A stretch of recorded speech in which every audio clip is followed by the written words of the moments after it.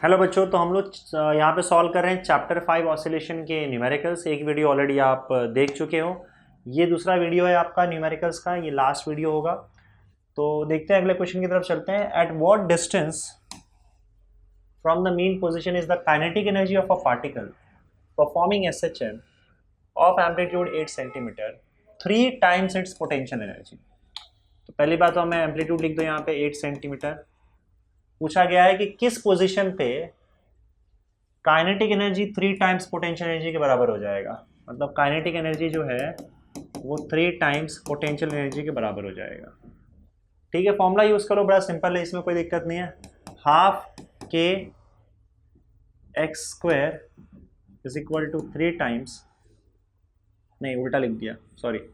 Kinetic energy का formula होता है half k a square minus x square, और पोटेंशियल एनर्जी का फॉर्मूला होता है हाफ के एक्स स्क्वायर। तो हाफ और हाफ तो जाएगा दोनों तरफ से, के और के भी जाएगा दोनों तरफ से। A square is minus x square is equal to 3x square हो जाएगा। तो ए स्क्वायर का वैल्यू एक्स स्क्वायर वहाँ ले जाओगे तो 4x स्क्वायर हो जाएगा। तो दोनों तरफ स्क्वायर ले लोगे तो ए का वैल्यू आपका 2x के बराबर हो जाएगा, है ना। तो x का वैल्यू आपका क्या हो जाएगा, a/2। 8 सेंटीमीटर डिवाइडेड बाई 2, ए का वैल्यू 8 सेंटीमीटर है, तो ये हो जाएगा आपका 4 सेंटीमीटर। ठीक है, चलिए आगे बढ़ते हैं।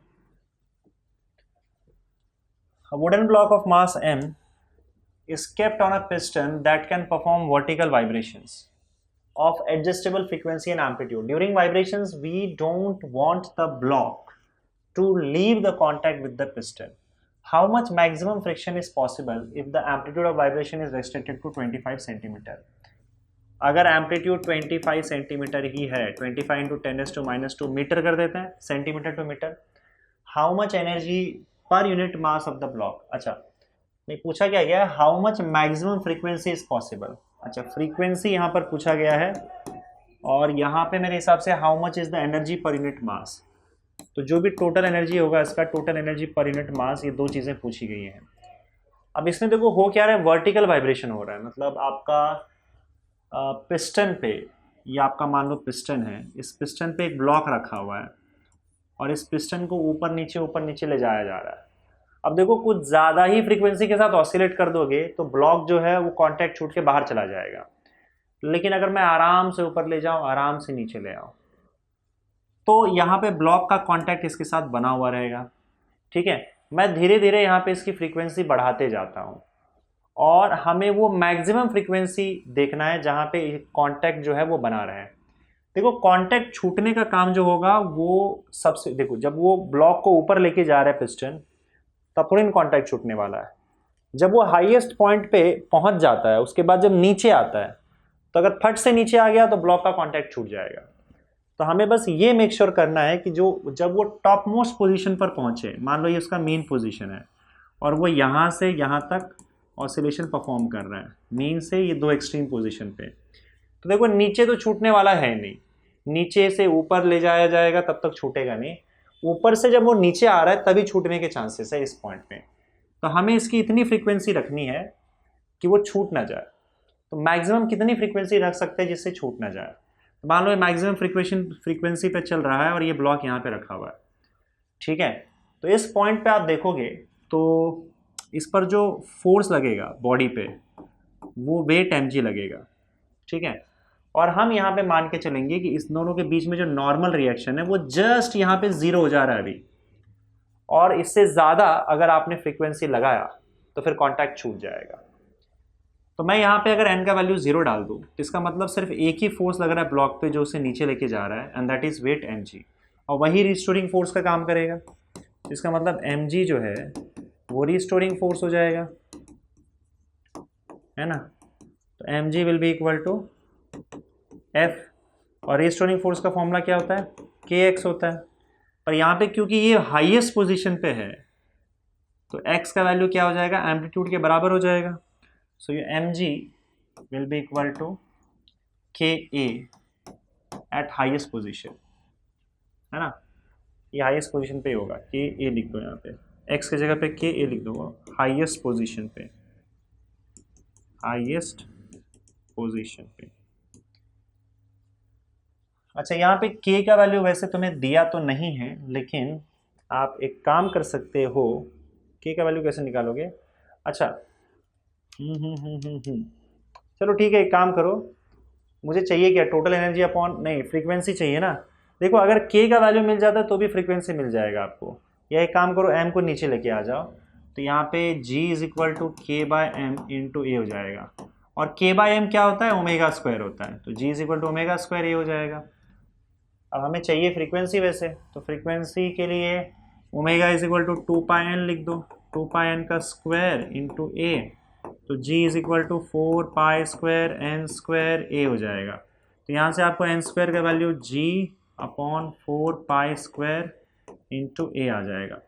g का वैल्यू उन्होंने पाई स्क्वायर लेने बोला है, दैट इज इक्वल टू 10, तो इसका मतलब मैं यहाँ पे pi square upon 4π square into a लिख सकता हूँ, और ये हो जाएगा आपका n square is equal to 1/4a।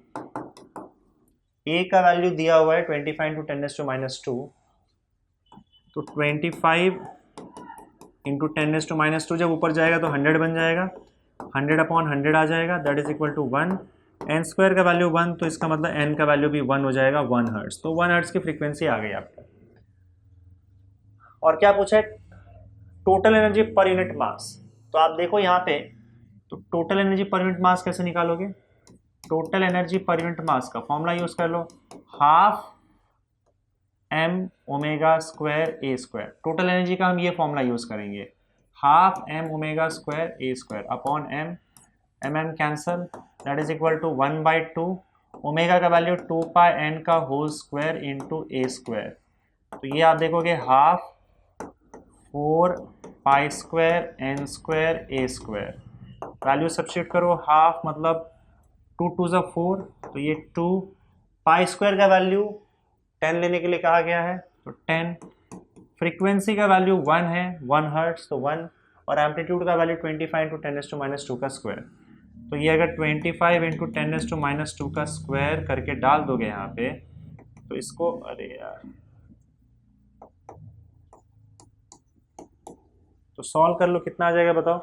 25 का जो स्क्वायर होता है वो 625 होता है ना, तो 625 इंटू 2 कितना हो जाएगा, जस्ट अ सेकेंड ना, 625 इंटू 2 जो होगा वो 1250 होगा, 12500 इंटू 10⁻² का स्क्वायर करोगे तो 10⁻4, 10⁻4 मतलब 1 2 3 4 डेसिमल पीछे आ जाओगे, 1.25 जूल हो जाएगा पर केजी, 1.25 जूल पर केजी, क्योंकि टोटल एनर्जी पर यूनिट मास की बात की गई है। तो ये आपका आंसर आ जाएगा। ठीक है, चलिए बढ़ते हैं अगले क्वेश्चन की तरफ। The period of oscillation of a simple pendulum increases by 10% when its length is increased by 21 centimeter. Find its initial length and initial period. अच्छा, पीरियड ऑफ ऑसिलेशन, देखो जब भी परसेंटेज वाली बात हो तो उसमें जो ओरिजिनल या इनिशियल आपका वैल्यू होता है उसको आप 100 मान लिया करो। तो इन्होंने क्या लिखा है, the period of oscillation of a simple pendulum increases by 10%, मतलब फाइनल पीरियड और इनिशियल पीरियड में, इनिशियल पीरियड को मैं 100 मान लूंगा 100, और अगर 10% इंक्रीज हो गया है तो आपका फाइनल पीरियड 110 हो जाएगा, so that will be equal to 11/10। Initial 100 है तो फाइनल 110 होगा क्योंकि 10% इंक्रीज हुआ है। When its length is increase by 21 centimetre, तो इन लेंथ इंक्रीज किया 21 सेंटीमीटर बाय 21 सेंटीमीटर बोला है, इसका मतलब आपका फाइनल लेंथ जो होगा वो इनिशियल लेंथ से 21 सेंटीमीटर ज़्यादा होगा। तो एक काम करते हैं, यहाँ पे सेंटीमीटर इसको रहने दें, क्या सेंटीमीटर रहने दो, कोई दिक्कत नहीं। तो ये कितना हो जाएगा आपका L2 is equal to N1 plus 21। चलो शुरू करते हैं। तो आपको इनिशियल लेंथ पता करना है और इनिशियल पीरियड पता करना है, यही ना। When its length is increased by 21 centimetre, find its initial length and initial period। ठीक है, L1 और T1 पता करना है। तो आप एक काम करो, फॉर्मूला यूज कर लो पीरियड का। देखो पीरियड का फॉर्मूला होता है T is equal to 2π√L/G। तो क्योंकि यहाँ पे सिर्फ टाइम पीरियड और लेंथ को कंपेयर किया गया है, बाकी सब कुछ कांस्टेंट है, तो हम ले सकते हैं यहाँ पे t is directly proportional to under root L. तो इसका मतलब आप क्या लिख सकते हो, T2/T1 is equal to under root L2/L1 लिख सकते हैं ना। T2/T1 is equal to under root L2/L1। T2/T1 का वैल्यू 11/10 है। L2 का वैल्यू आप लिख सकते हो L1+21 L1+21/L1। दोनों तरफ स्क्वायर कर दोगे तो 11 का स्क्वायर 121, 100 का स्क्वायर 10 का स्क्वायर 100, तो ये L1+21/L1 हो जाएगा। ठीक है, तो 121L1 इज इक्वल टू ये 100 वहाँ जाएगा, 100L1 प्लस 2100 ऐसे ही कुछ होगा। 121/100, हाँ 21 है ना, बिल्कुल ऐसे ही होगा। अब इक्वेशन को आप एक काम करो, 100 से डिवाइड कर दो। अगर आप 100 से डिवाइड करोगे तो ये 1.21L1 हो जाएगा, इज इक्वल टू ये सिर्फ L1 होगा और ये आपका 21 हो जाएगा। L1 को यहाँ ले आओगे तो 1.21L1 माइनस L1, 100 को सबको 100 से डिवाइड कर दिया था, इज इक्वल टू 21।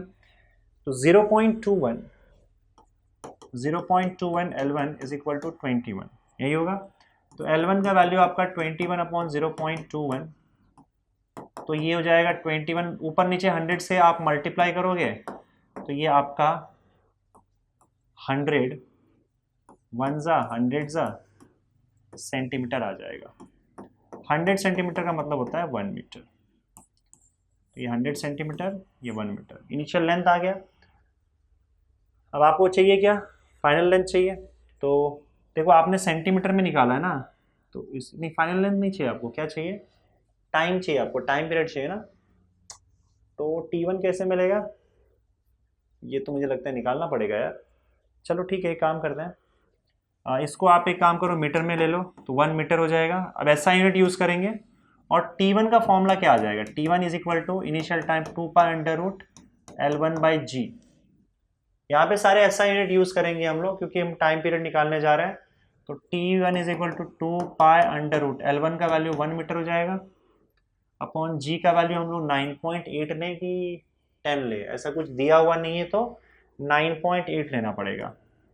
9.8 तो 2 into 3.14 divided by √9.8, that will give you 6.28 divided bye √9.8। आपको लॉग टेबल से मिलेगा, वो ढूंढ लेना। तो √9.8 का वैल्यू आता है 3.13 डिवाइड करोगे तो 6.28 divided by 3.13 will give you 2.0064, 2.0064। ठीक है, and that is approximately equal to 2 second या 2.006 सेकेंड लिख सकते हो, क्योंकि अप्रॉक्सीमेटली 2 सेकेंड के बराबर आ रहा है। तो आंसर आपका क्या हो जाएगा, इनिशियल लेंथ 1 मीटर है या 100 सेंटीमीटर, और फाइनल आपका जो इनिशियल टाइम पीरियड जो है वो 2 सेकेंड आ रहा है। तो नेक्स्ट क्वेश्चन देखो यहाँ पे, a simple pendulum performs SHM of period 4 seconds. How much time after crossing the mean position will the displacement of the bob be 1/3 of its amplitude? A simple pendulum performs SHM of 4 seconds. तो period यहाँ पे 4 seconds है, ठीक है। How much time after crossing the mean position will the displacement of the bob be 1/3 of its amplitude? तो वो main position से ही बोल रहा है, मेन पोजीशन से how much time after crossing the mean position, कितना टाइम लगेगा जब डिस्प्लेसमेंट 1/3 ऑफ इट्स एम्पलीट्यूड हो जाएगा। तो हमें टाइम ढूंढना है जब डिस्प्लेसमेंट आपका एम्पलीट्यूड का 1/3 हो जाएगा, मतलब एम्पलीट्यूड का a/3, एम्पलीट्यूड का 3 टाइम्स a/3 हो जाएगा। तो ठीक है, मेन पोजीशन से ही अगर वो ढूंढने के लिए बोल रहा है तो मेन पोजीशन से हम अगर ऑसिलेशन स्टार्ट करते हैं तो इनिशियल फेज फाई का वैल्यू होता है 0, और हमारे पास इक्वेशन है x is equal to a sine omega t plus phi. तो x का वैल्यू इन्होंने a/3 दे के रखा हुआ है, a साइन ओमेगा का वैल्यू आपका 2π/t इंटू टी प्लस 0 हो जाएगा। तो ये हो जाएगा 1/3 is equal to sign 2π/t का वैल्यू 4 इंटू टी। तो ये हो जाएगा आपका, this is equal to sine को यहाँ रहेगा तो साइन इनवर्स हो जाएगा, तो 2π/4 यानी कि π/2 हो जाएगा। ये 2 1 2 2 तो तो ये pi by 2 into t will be equal to sine inverse of 1/3, ठीक है। So pi by 2t will be equal to sine inverse of 1/3 का वैल्यू क्या हो जाएगा 0.3333। अब देखो ये वाला फिर से मैं आपको बता रहा हूँ कहाँ से मिलेगा आपको, ये मिलेगा साइन के, वही लॉग टेबल वाले बुक में जो साइन का टेबल होता है उससे आप साइन इनवर्स ढूंढ सकते हो। तो मैं यहाँ पे फिलहाल डायरेक्ट वैल्यू लिख रहा हूँ। इसका वैल्यू जो है अगर आप सॉल्व करोगे तो आपको 19.45 डिग्री आ जाएगा। पर मैंने आपको बताया था कि डिग्री में वैल्यू आपको बुक से डिग्री में ही वैल्यू मिलेगा, लेकिन आपको इसको कन्वर्ट करना होगा रेडियन में। रेडियन में कन्वर्ट करने के लिए पाई बाय 180 से आपको मल्टीप्लाई करना है। तो पाई और पाई यहाँ से हो जाएगा कैंसिल, 2 1 290, तो टी का वैल्यू आपका 19.45 डिवाइडेड बाय 90 हो जाएगा, and that is equal to 19.45 divided by 90, 19.45 divided by, अरे यार 19.45 divided by 90 will give you 0.2161, 0.2161 seconds. ये आंसर है या। चलो आगे बढ़ते हैं। अब simple pendulum of length 100 centimetre performs SHM। Simple pendulum of length 100 centimetre, 100 centimetre का मतलब होता है 1 metre, performs SHM. Find the restoring force acting on the bob, restoring force acting on the bob of mass 50 ग्राम। 50 ग्राम का मतलब होगा 50 into 10⁻³ kg when the displacement from the mean position is 3 centimetre. Displacement 3 centimetre है, 3 centimetre मतलब 3 into 10⁻² metre होगा। देखो restoring force का जो formula होता है वो -mgx/L होता है, लेकिन हम माइनस साइन यहाँ पे नहीं ले रहे हैं क्योंकि हमको सिर्फ मैग्नीट्यूड या वैल्यू चाहिए रिस्टोरिंग फोर्स का। तो बस m का वैल्यू डाल दो, यहाँ पे m का वैल्यू हो जाएगा 50 इंटू 10⁻³ g का वैल्यू आपका 10 लेने बोला है कि 9.8 लेने बोला है, अगर कुछ नहीं बोला है तो 9.8 ही लेना है, याद रखना 9.8। x का वैल्यू 3 इंटू 10⁻² हो जाएगा, और अपॉन लेंथ l, अगर l की बात करें तो यहाँ पे 1 आ जाएगा। तो बस इसको मल्टीप्लाई करना है आपको, तो ये हो जाएगा 9.8 multiplied by 3 multiplied by 50 will give you 1470 into 10⁻⁵। तो आप इसमें से 3 निकाल लो, 10⁻³ निकाल के मल्टीप्लाई करोगे तो डेसिमल 3 पीछे आ जाएगा, 1.47 हो जाएगा, और इंटू 10⁻²। -3 निकाल के मैंने मल्टीप्लाई कर दिया इसमें, तो डेसिमल आपका 3 पीछे आ गया, और फोर्स है इसका मतलब ये न्यूटन में मेजर किया जाएगा। तो 1.47 into 10⁻² newton, that is your answer. अगला question, find the change in length of a seconds pendulum if the acceleration due to gravity at the place changes from, ये क्वेश्चन इनकम्प्लीट है, changes from 9.75 से लेकर to 9.8 metre per second square to 9.8 metre per second square, ये पूरा complete question है। तो find the change in length बोला गया है, अगर आपका g का वैल्यू चेंज होता है तो g का हम वैल्यू इनिशियल वैल्यू ले लेते हैं 9.75 मीटर पर सेकेंड स्क्वायर, और फाइनल वैल्यू आपका क्या हो जाएगा 9.8 मीटर पर सेकेंड स्क्वायर। तो देखो सेकेंड्स पेंडुलम जो है, सेकेंड्स पेंडुलम का फॉर्मूला क्या था, सेकेंड्स पेंडुलम का फॉर्मूला था L = g/π², ठीक है। तो अगर हमें L1 की बात करूं मैं, तो L1 का वैल्यू g1/π² हो जाएगा, और L2 का वैल्यू क्या हो जाएगा g2/π² हो जाएगा। तो अब देखिए कि कितना चेंज है ये हमें पता करना है। तो चेंज के लिए आप डेल्टा L निकालोगे, delta L change in length ही पूछा है ना, चेंज इन लेंथ। तो एक काम करते हैं, कौन सा बड़ा होगा कौन सा छोटा होगा देख लो। देखो g2 बड़ा है g1 से, अगर g2 बड़ा है g1 से तो L2 बड़ा है L1 से, तो हम एक काम करते हैं, इसको L2 - L1 यूज करेंगे। तो L2 का वैल्यू क्या है यहाँ पे g2/π², g2/π², g1/π², तो आप 1/π² कॉमन ले लो, और यहाँ पे g2 - g1 कर लो। तो g2 का वैल्यू क्या है, या सीधा लिखो ना, g2 - g1/π²। G2 का वैल्यू क्या है यहाँ पे 9.8 माइनस 9.75 अपॉन पाई स्क्वायर। इसमें और कुछ यूज करने बोला है क्या? Let me just see. नहीं, और कुछ नहीं बोला यूज करने, तो ठीक है। 9.8 minus 9.75 will give you 0.05 divided by pi का वैल्यू होता है 3.14 का स्क्वायर। इसे आप सॉल्व करो अब, तो 0.05 divided by 3.14 divided by 3.14 will give you 0.00507 0.00507 that is your answer, जिसको आप 0.005 लिख सकते हो। That's it। आगे बढ़े अगले क्वेश्चन की तरफ।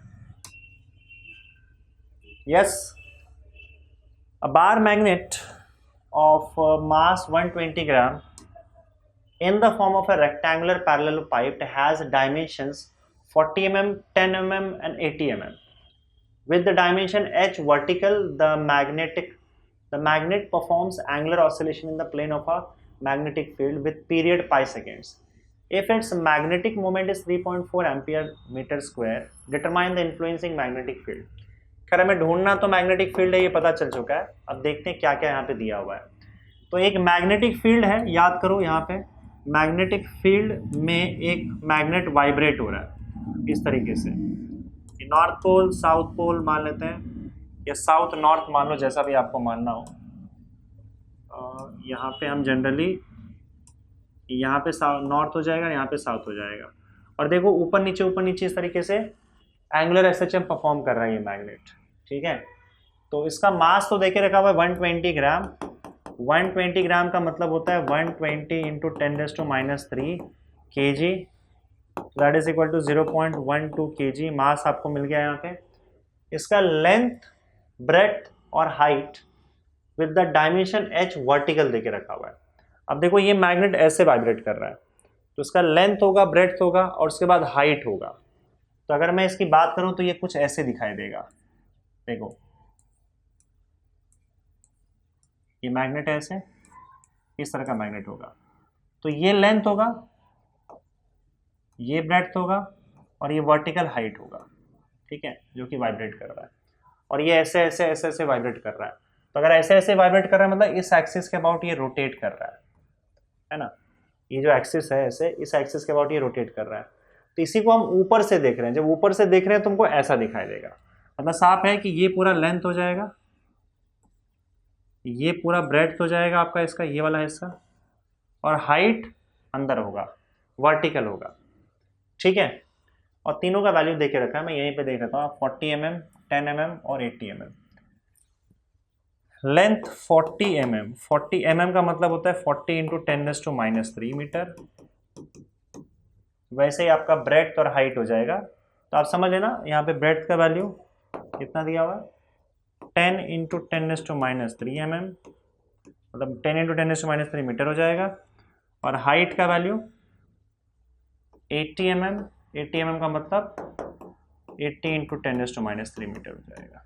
ओके, और क्या दिया है? The magnet performs angular SHM, हाँ ये ठीक है, in the plane of magnetic field with period pi seconds. Time period भी देके रखा हुआ है यहाँ पे पाई सेकेंड्स का। If it's magnetic moment mu का वैल्यू होता है 3.4 ampere metre square, 3.4 ampere metre square.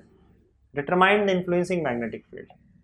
अब देखो अब कुछ करना नहीं है, बस इसके टाइम पीरियड का फॉर्मूला यूज करना है। T is equal to 2π√I/μb। ये फॉर्मूला है, फॉर्मूला यूज करना है, ठीक है, और कुछ नहीं। अब देखो यहाँ पे क्या होता है, T is equal to 2π, moment of inertia का आपको फॉर्मूला डालना है। मैग्नेट का मोमेंट ऑफ इनर्शिया का फॉर्मूला होता है 1/12 m L² plus b², length का स्क्वायर प्लस ब्रेड्थ का स्क्वायर।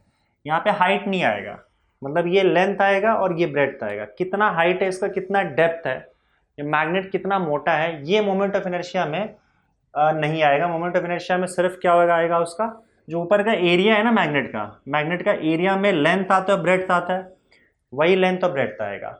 आपका डेप्थ या हाइट नहीं आएगा उसका। और एच का मेरे हिसाब से यहाँ पे कोई काम नहीं है, दे के रखा उन्होंने, कोई दिक्कत नहीं।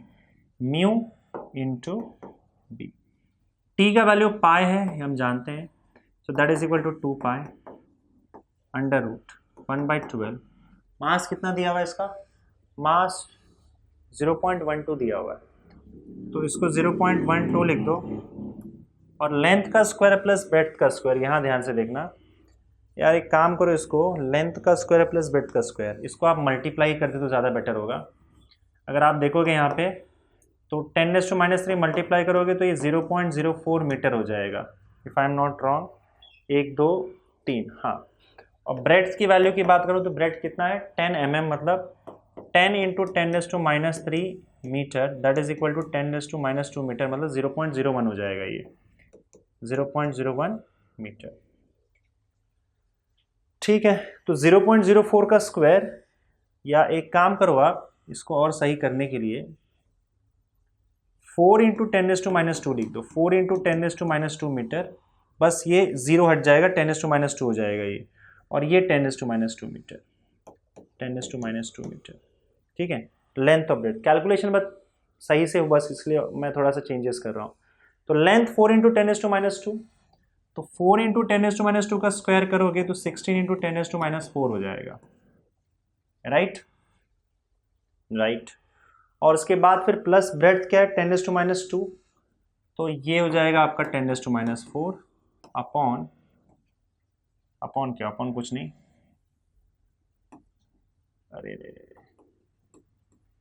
और होल अपॉन यहाँ पे क्या आ जाएगा, म्यू का वैल्यू कितना है 3.4, और 3.4, और यहाँ पे ये बी आ जाएगा। ठीक है, सॉरी, अब आगे बढ़ते हैं। पाई और पाई यहाँ पे हो जाएगा कैंसिल, और आप दोनों तरफ स्क्वायर कर दो, दोनों तरफ स्क्वायर करोगे तो यहाँ पे 1, यहाँ पे 2 का स्क्वायर हो जाएगा 4, तो ये आपका आ गया 1 इज इक्वल टू 2 का स्क्वायर 4, और 4 के बाद यहाँ पे देखो 12 1 12, 0.01 आ जाएगा, है ना, 0.01, तो 0.01, और उसके बाद फिर 16 × 10⁻4 प्लस 10⁻4 कितना हो जाएगा, यहाँ ऐसे लिख देता हूँ यार, 0.01, और अंदर क्या था 16 × 10⁻4 plus 10⁻4 upon 16 × 10⁻4 plus 10⁻4 upon 3.4 B हो जाएगा, तो ये 3.4 बी यहाँ आ जाएगा, तो b is equal to 4 multiplied by 0.01 multiplied by 16 + 1 17, देखो 10⁻4 कॉमन ले लोगे, इधर 16 + 1 मतलब 17 बच जाएगा, तो 17 अपॉन 3.4, और बस हो गया, इसको सॉल्व कर लो, तो 17 4 से 68, तो ये हो जाएगा 68 अपॉन 3.4, और यहाँ पे हो जाएगा 10⁻6, ऊपर नीचे 10 से मल्टीप्लाई कर दोगे तो 68 अपॉन 34 इंटू 10 से मल्टीप्लाई किया ऊपर नीचे, मतलब 10⁻5 हो जाएगा ये, और 17 2 से 34, 17 4 से 68, तो ये 2 × 10⁻5 टेस्ला, ये आपका आंसर आ जा रहा है मैग्नेटिक फील्ड का। 2 × 10⁻5 वेबर पर मीटर स्क्वायर या फिर टेस्ला, दोनों एक ही चीज़ है, तो ये आपका आंसर आ गया। ठीक है, चलिए आगे बढ़े हम लोग बच्चों, तो नेक्स्ट क्वेश्चन की ओर चलते हैं, और आपका नेक्स्ट क्वेश्चन देखो यहाँ पे, 2 magnets with the same dimensions and mass but of magnetic moments μ1 is equal to 100 ampere meter square, μ2 is equal to 50 ampere meter square are jointly suspended in the Earth's magnetic field so as to perform angular oscillations in a horizontal plane. When their like poles are joined together, the period of their angular SHM is 5 seconds. Find the period of angular SHM when their unlike poles are joined. अच्छा, अगर मान लो दो magnet को जोड़ दिया गया है, अगर दोनों का लाइक पोल्स, मतलब आप समझ लो ऐसा कुछ कि ये आपका नॉर्थ पोल और ये आपका साउथ पोल है, ठीक है। अगर नॉर्थ और साउथ को जोड़ दिया जाए तो इससे क्या होगा, आपका नॉर्थ और ज़्यादा स्ट्रांग हो जाएगा, साउथ और ज़्यादा स्ट्रांग हो जाएगा, और आपका जो टोटल म्यू है, म्यू यहाँ पे मैं यहाँ पे ले लेता हूँ एक का, देखो एक का μ1 का वैल्यू, पहले का μ1 का वैल्यू कितना दिया हुआ है 100 एम्पियर मीटर स्क्वायर, और μ2 का वैल्यू 50 एम्पियर मीटर स्क्वायर। तो यहाँ पे मैं इसको म्यू प्लस लिख देता हूँ कि ऐड किया गया है, तो यहाँ पे आपका μ1 प्लस μ2 हो जाएगा। क्यों μ1 प्लस μ2? क्योंकि भाई आपने लाइक पोल्स को ज्वाइन किया है, तो नॉर्थ नॉर्थ का स्ट्रेंथ ऐड हो जाएगा, साउथ साउथ का स्ट्रेंथ हो जाएगा ऐड। तो ये म्यू प्लस लिख देता हूँ मैं इसको, तो mu plus will be equal to μ1 plus μ2, मतलब 100 plus 50, that is equal to mu plus is equal to 150 ampere metre square. ठीक है, और इस केस में क्या बोला गया है, so as to perform angular SHMs in horizontal plane when their like poles are joined together, the period of their angular SHM is 5 second. जब इसे लाइक पोल्स को ज्वाइन किया गया तो इसका पीरियड जो है वो 5 सेकेंड्स है। ठीक है, उसके बाद पूछा ये गया है कि जब अनलाइक पोल्स को ज्वाइन किया जाए तो नॉर्थ के साथ आप दूसरे का साउथ डाल दो और साउथ के साथ दूसरे का नॉर्थ डाल दो। तो ऐसे केस में क्या होगा बताओ? ऐसे केस में नॉर्थ साउथ एक दूसरे को कैंसिल आउट करेगा, तो आपका जो टोटल म्यू है मैग्नेटिक रेपल मोमेंट वो माइनस हो जाएगा। तो अगर यहाँ पे μ1 का वैल्यू 100 है और μ2 का वैल्यू यहाँ पे 50 है, तो अब इसमें देखो ये तो दोनों एक दूसरे को कैंसिल आउट करेंगे, माइनस करेंगे, तो यहाँ पे जो टोटल म्यू है उसको मैं म्यू माइनस लिख देता हूँ, and that is equal to μ1 minus μ2, minus हो जाएगा 100 माइनस 50, और ये टोटल आपका 50 ही रह जाएगा म्यू माइनस के लिए। ठीक है, इसके लिए आपको टाइम पीरियड में T2 लिखता हूँ, और यही T2 हम लोग को ढूंढना है, म्यू माइनस। ठीक है, अब T1 के लिए हम म्यू प्लस यूज़ करेंगे, T2 के लिए म्यू माइनस यूज़ करेंगे। ठीक है, तो यहाँ पे मैं लिखूंगा T2 upon T1 is equal to, magnet का टाइम पीरियड हम देख चुके हैं, 2 pi under root I by mu B होगा, अंडर रूट आई अपॉन 2 के लिए माइनस होगा, 2 के लिए minus into B upon 2 pi under root I upon mu plus into B, और 1 के लिए हम लोग म्यू प्लस यूज करेंगे। ठीक है, तो अब यहाँ पे आप देखो अर्थ का मैग्नेटिक फील्ड है, तो अर्थ का मैग्नेटिक फील्ड बी मान के चलेंगे हम लोग। दोनों केस में अर्थ का मैग्नेटिक फील्ड तो चेंज नहीं होने वाला है, मैग्नेट भी आपका सेम ही रहेगा, मतलब उसका साइज वगैरह डायमेंशंस तो सेम ही होगा ना, तो मोमेंट ऑफ इनर्शिया भी सेम ही रहेगा, 2 पाई भी कैंसिल आउट हो जाएगा। तो T2 अपॉन T1 आप देख सकते हो, म्यू प्लस ऊपर चला जाएगा, under root mu plus upon mu minus आ जाएगा। T2 हमें ढूंढना है, T1 का वैल्यू 5 सेकेंड देखे रखा हुआ है, तो T2 upon 5 will be equal to under root mu plus का वैल्यू कितना है 150 अपॉन 50, तो 150 अपॉन 50 ये गया, अंडर रूट 3 आ जाएगा, तो T2 का वैल्यू 5√3 हो जाएगा, और 5 इंटू 1.73, 732 भी लेने का, 1.73 लेने दो, तो 5 3 is 15, 7 5 is 35, 36 और 5 6 7 8, तो ये 8.65 सेकेंड्स ये आपका टाइम पीरियड हो जाएगा। ओके, चलिए आगे बढ़े अगले क्वेश्चन की तरफ। Next question, a 20 centimeter thin circular disc of mass 200 gram is suspended to a rigid support from a thin metallic string।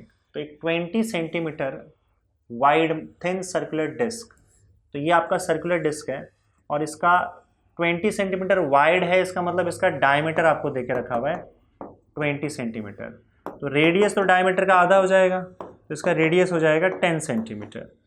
10 centimetre का मतलब होता है 10 इंटू 10⁻² मीटर, और that is equal to 10⁻1 metre. तो रेडियस इसका 10⁻1 metre दिया हुआ है, और क्या है, इसका मास देके रखा हुआ है 200 ग्राम। 200 ग्राम का मतलब होता है 200 into 10⁻³ kg, and that is equal to 0. Multiply करोगे तो 0.2 kg आ जाएगा। Okay, by holding the rim of the disc the string is twisted through 60 degree.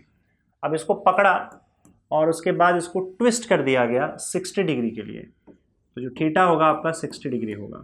Okay, and released, it now performs angular oscillations of period 1 second.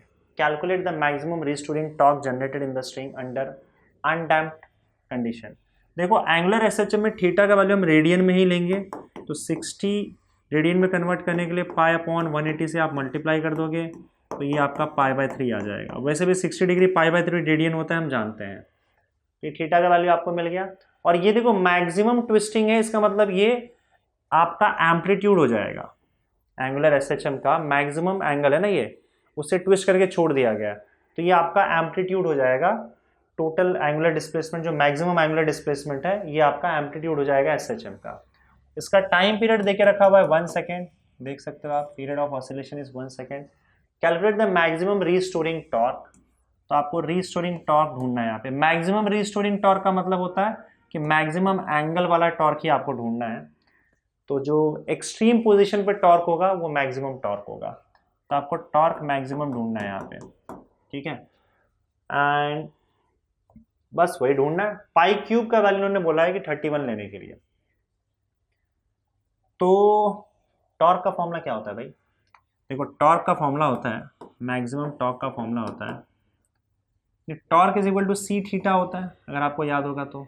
अब यहाँ पे हम लोग को सी का वैल्यू तो नहीं पता है, लेकिन अगर आप थोड़ा ध्यान से देखो यहाँ पे, तो टॉर्क इज इक्वल टू क्या होगा, आई इंटू अल्फा के लिए डिस्क की बात कर रहे हैं हम लोग। हाँ डिस्क है ना, ये सर्कुलर डिस्क है, तो torque is equal to I alpha होगा, अल्फा मैक्सिमम।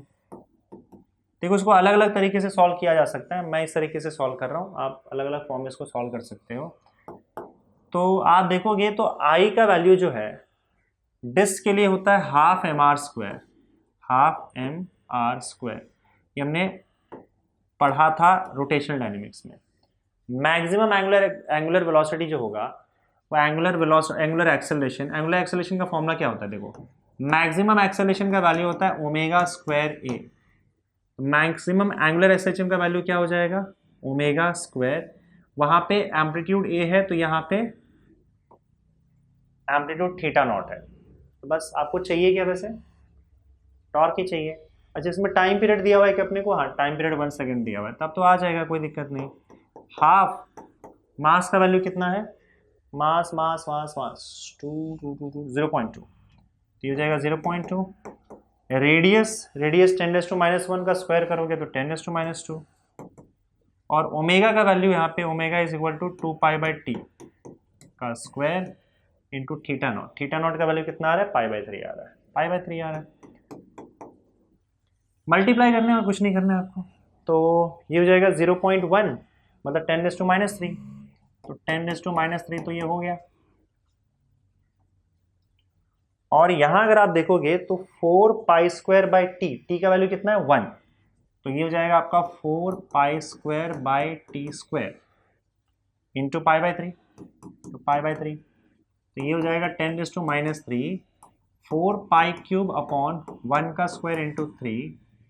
पाई क्यूब का वैल्यू क्या बोला लेने को, पाई क्यूब का वैल्यू 31 लेने के लिए कहा है, तो ये हो जाएगा आपका 10⁻3 इंटू 4 इंटू 31 डिवाइडेड बाई 3, तो ये हो जाएगा 4 3 से 12 अपॉन 3 इंटू 10⁻3। सॉल्व कर लो इसको, 3 4 से 12। यार यहाँ पे क्या है, न्यूटन मीटर में ऐसे क्यों आ रहा है, 10 के पावर में हमने घपला किया है क्या? नहीं ठीक है चलेगा। 3 4 से 12, 3 1 से 3.33 इंटू 10⁻3। अगर आप इसको मल्टीप्लाई करते हो यहाँ पे, तो मल्टीप्लाई करने पर आपको ये वैल्यू तो आ जाएगा, ठीक है। ये देखो तो मल्टीप्लाई करोगे तो 41.33 इंटू 10⁻3, तो 0.04133 आ जाएगा। 0. यहाँ पे आंसर आप छोड़ सकते हो, ऐसा नहीं है कि इसको गलत दे देंगे। अगर कंफ्यूजन हो रहा है तो आप यहीं पे छोड़ सकते हो, लेकिन ठीक है मल्टीप्लाई कर दोगे तो 0.04133 आंसर आपका आ जाएगा। ठीक है चलिए आगे बढ़ते हैं। अगला question, find the number of oscillations performed per minute by a magnet vibrating in the plane of a uniform field of 1.6 into 10⁻5 weber per metre square. तो ये आपका मैग्नेटिक फील्ड का वैल्यू दिया हुआ है 1.6 into 10⁻5 weber per metre square या फिर tesla, दोनों एक ही चीज है, मैग्नेटिक फील्ड का यूनिट है। The magnet has moment of inertia 3 moment of inertia दिया है क्या, सॉरी, मोमेंट ऑफ इनर्शिया इसका दिया है 3 into 10⁻⁻6 kg/m², and magnetic moment दिया हुआ है इसका 3 Ampere/m²। Number of oscillations in 1 minute ये ढूंढने बोला है हमें। तो एक काम करते पहले टाइम पीरियड ढूंढ लेते, तो वो तो मिल ही जाएगा बाद में। टाइम पीरियड ढूंढना है हमें, तो टाइम पीरियड का फॉर्मूला क्या है, time period t is equal to 2π√I/μv, that is equal to 2π√I, I का वैल्यू 3 इंटू 10⁻⁻6 बाय म्यू का वैल्यू 3 और b का वैल्यू 1.6 इंटू 10⁻5,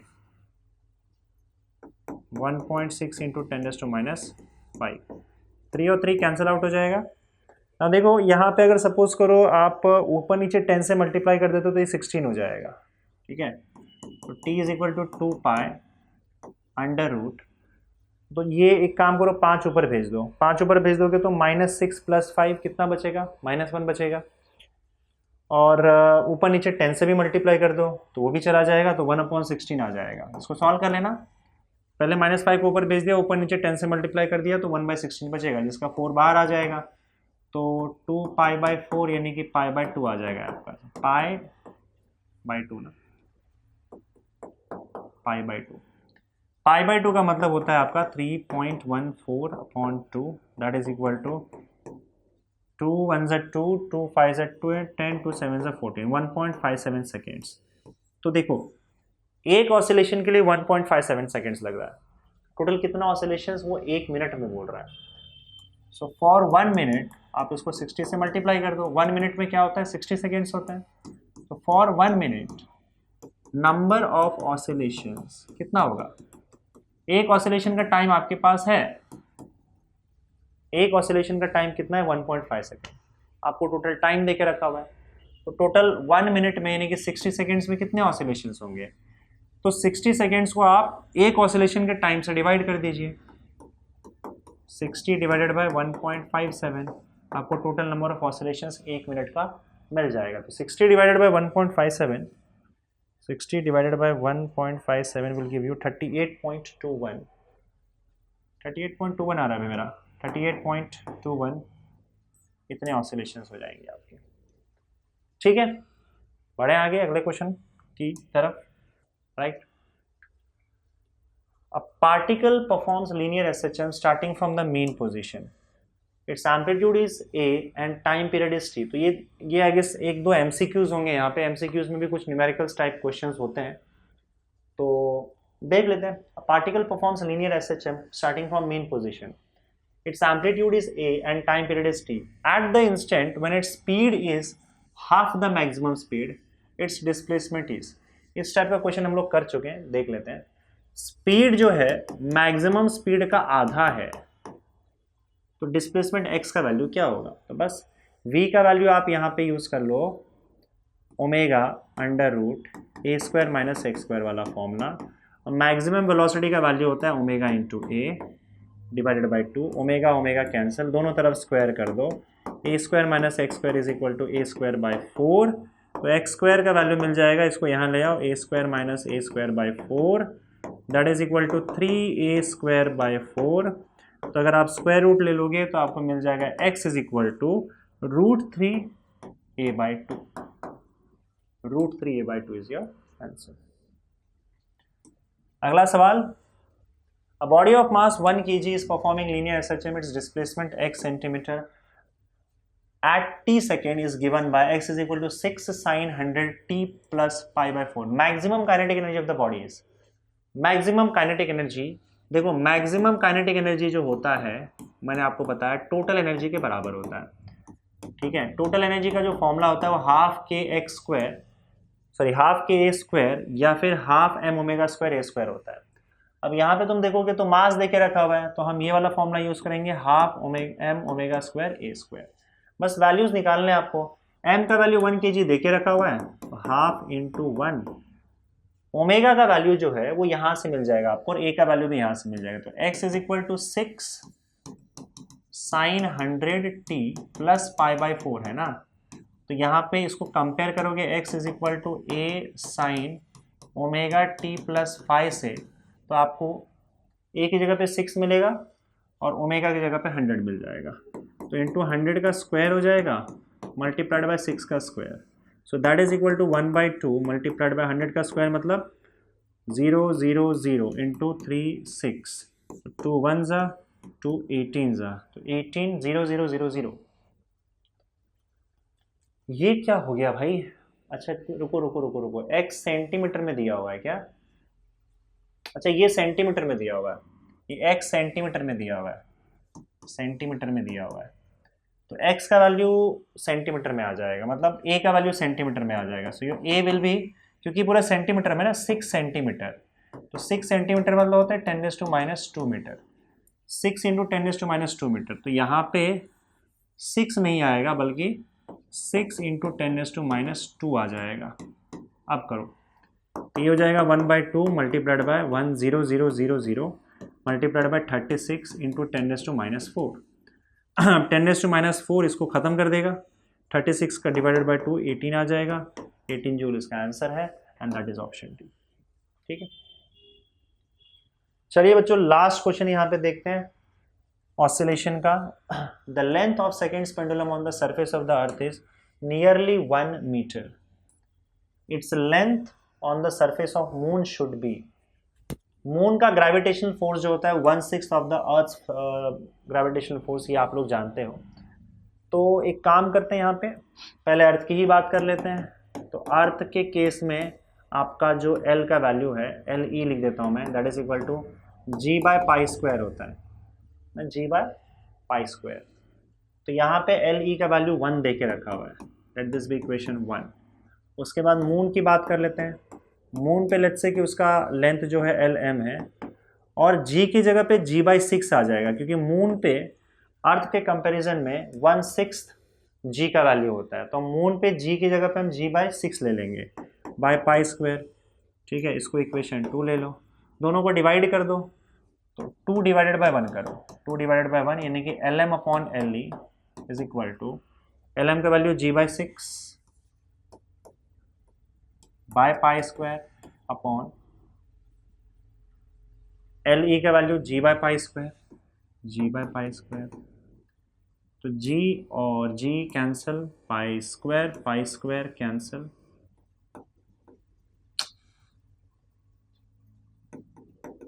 π² कैंसिल, 1/6 बचेगा। तो L/LE इज इक्वल टू 1/6, और LE का वैल्यू एक्चुअली में 1 होता है, तो देखे रखा है ना LE का वैल्यू, अर्थ पे जो लेंथ है उसका वैल्यू 1 दिया हुआ है, 1/6 मीटर हो जाएगा। मून पे लेंथ 1/6 मीटर होगा, and that is option simple. तो फाइनली बच्चों आपका यहाँ पे ऑसिलेशन वाला पार्ट भी होता है खत्म, 5th चैप्टर फिजिक्स का खत्म होता है। बढ़ेंगे आगे हम लोग अगले चैप्टर की ओर। Okay, thank you.